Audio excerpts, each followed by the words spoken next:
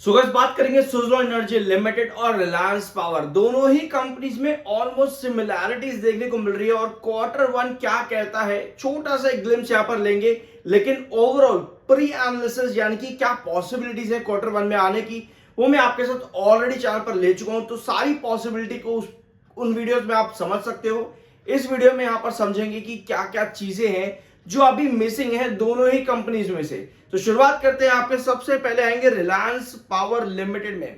ठीक है, quarter one का एक प्रॉपर प्री एनालिसिस मैं आपको ऑलरेडी दे चुका हूं। यहां पर छोटा सा कंपनी का सेल्स और फिर कंपनी के चार्ट प्रिंट पे आएंगे। ठीक है, सेल्स जून के क्वार्टर में हमें यहां पर नजर आती है कि भैया कंपनी जून के क्वार्टर में मार्च के कंपैरिजन में अच्छे सेल्स देती है। ठीक है, थोड़ा आगे आते हैं, यहां पर भी आपको यही नजर आता है कि कंपनी के जून के सेल्स इन कंपैरिजन विद मार्च अच्छे देखने को मिलते हैं। थोड़ा और आगे आएंगे तब भी यहां पर भी आपको यही दिख रहा है कि कंपनी के जून के सेल्स इन कंपैरिजन विद मार्च भैया फ्लैट आए हैं, लगभग फ्लैट है। ऑल दो जो आपको फॉल दिख रहा है यहां पर 5 करोड़ का है, बट स्टिल अगर हम कंपेयर करें कि मार्च कंपनी एक्सेप्शनल रहा 2024 में, उसके कंपैरिजन में आपका जून थोड़ा सा हमको नीचे आता देखने को मिला, मात्र 5 करोड़।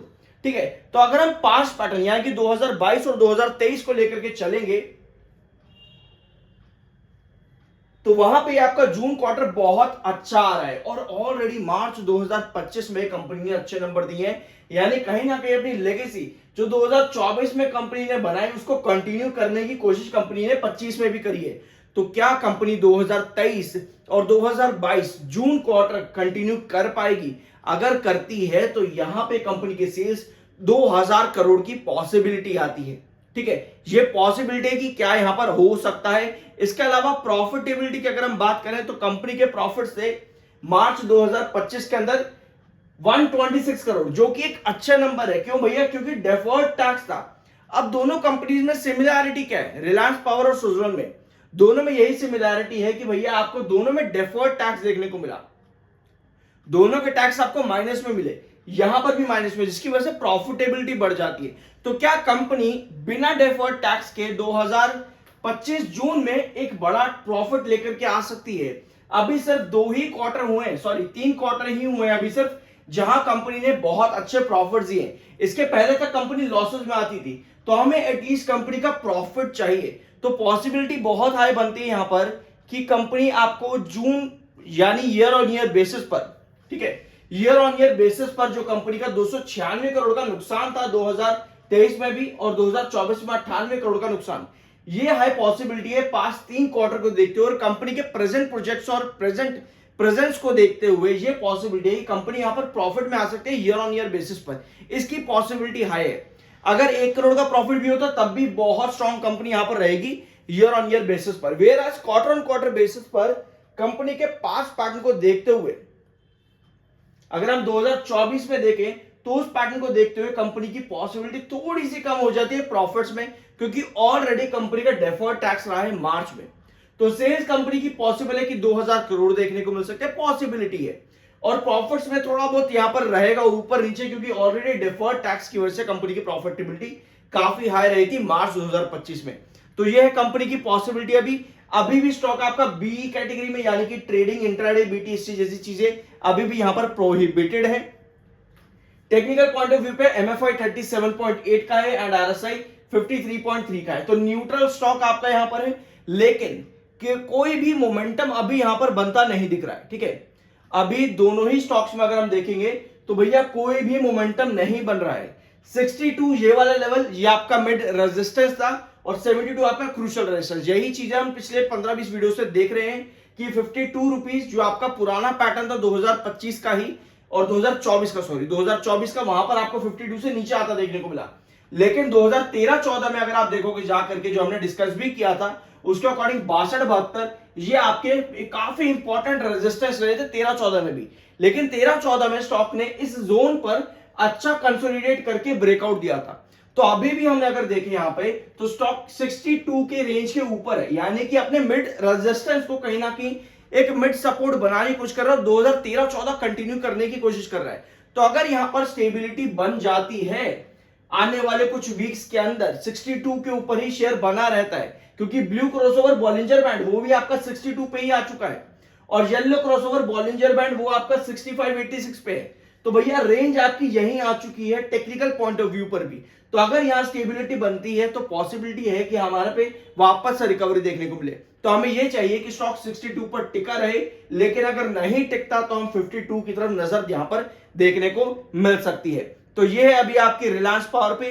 बाय सेल की कोई रिकमेंडेशन नहीं है, आपका पैसा आपकी मर्जी, खरीदने की कोई भी रिकमेंडेशन आपको नहीं है। सीख करके जाओ, अच्छा लगेगा। ठीक है, अब आते हैं आपके सुज़लोन एनर्जी लिमिटेड में। भैया सुज़लोन में क्या पॉसिबिलिटी है, देखो सुज़लोन में जून का क्वार्टर अगर आप देखोगे इन कंपैरिजन विद मार्च 2022 में आपको वीक देखने को मिल रहा है, बल्कि काफी वीक। ठीक है, फिर अब आते हैं यहां पर 2023 में। तो भैया 2023 में भी सुज़लोन जून क्वार्टर वीक देखने को मिलता है इन कंपैरिजन विद मार्च। अब आते हैं 2024 में। तो भैया 2024 में भी आपकी यही कहानी रही है, और ऑलरेडी अगर हम मार्च 25 देखेंगे तो कंपनी का बहुत एक्स्ट्रा ऑर्डिनरी बेंचमार्क कंपनी का रहा है मार्च 2025 में रेवेन्यू सेल्स के अंदर 3790। तो अगर हम पास्ट पैटर्न के अकॉर्डिंग देखें तो भैया क्या कंपनी इस बेंचमार्क को कंटिन्यू कर पाएगी, नजर नहीं आता उस पॉसिबिलिटी में। लेकिन क्योंकि कंपनी के पास प्रोजेक्ट बहुत सारे आए हैं, कंपनी ने काफी सारे प्रोजेक्ट्स को अकम्प्लिश यानी कि खत्म भी किया है, पूरा भी किया है इन टाइम। तो क्या अगर ये प्रोजेक्ट कंपनी ने कंप्लीट करे, क्योंकि अभी सिचुएशन कंपनी काफी अलग है, 22-23 में वो सिचुएशन इतनी अच्छी नहीं थी फिर भी, ठीक है, बट अभी काफी अच्छा कंट्रोल कंपनी का है। तो क्या कंपनी यहां पर अच्छे सेल्स दे पाएगी? कमेंट बॉक्स में यस या नो लिख देना, बस इतना ही। ठीक है, इसके अलावा प्रॉफिटेबिलिटी में आपके साथ ऑलरेडी डिस्कस कर चुका हूं कि कंपनी का डेफर्ड टैक्स रहा था 2025 मार्च के अंदर, ठीक है, जिसकी वजह से कंपनी की प्रॉफिटेबिलिटी काफी ज्यादा बढ़ गई थी। तो ये कंपनी का भी के लिए क्वार्टर वन का प्री एनालिसिस 56% की आज के दिन डिलीवरी है। अभी भी कहीं ना कहीं हमें लगभग 125 करोड़ या 1.5 करोड़ के आसपास डेली बेसिस पर सेलर नजर आ रहे, रुके नहीं है। 50.9 का आपका एमएफआई, 53.7 का आरएसआई, न्यूट्रल टेक्निकल्स आपके यहां पर बने हुए हैं अभी भी। इसके अलावा और क्या चीजें हैं, चलो जी अब आते हैं चार्ट पैटर्न पे। ये है आपका सुज़लोन एनर्जी लिमिटेड। ठीक है, आज के दिन स्टॉक ने आपका ब्रेक डाउन कर दिया भैया 66 का लेवल, यानी कि दो फ्रीक्वेंट रेजिस्टेंस 68 और 66 आज ये हो चुका है ब्रेक डाउन। हमें अभी भी यही चाहिए कि स्टॉक ने सस्ते को ब्रेक डाउन किया, सस्टेन नहीं किया, पहली बात। ठीक है, मतलब एक सेशन के अंदर 66 को पकड़कर तो रखा, लेकिन वहां सस्टेनेबिलिटी नहीं बनी है। क्लोजिंग हुई है आपकी 65 रुपए 6 पैसे पे, यानी कि अगर यहां पर सेलिंग है अभी भी, जो कि 68 पर भी दिखी, सेलिंग आपको यहां पर नजर आई थी। मैंने आपके साथ वीडियो भी डिस्कस किया था भैया 68 पे बहुत फ्रीक्वेंट रेजिस्टेंस है, अलर्ट रहना। तो भैया वहीं पर ही आपको सेलिंग नजर आई, और अब शेयर 66 के नीचे आज क्लोज हुआ है। बट क्योंकि सेशन के अंदर 66 आज के दिन था भी, तो हम अभी भी पॉसिबिलिटी लेकर के क्या चल सकते हैं कि कमिंग सेशन में वापस 66 देखने को मिले।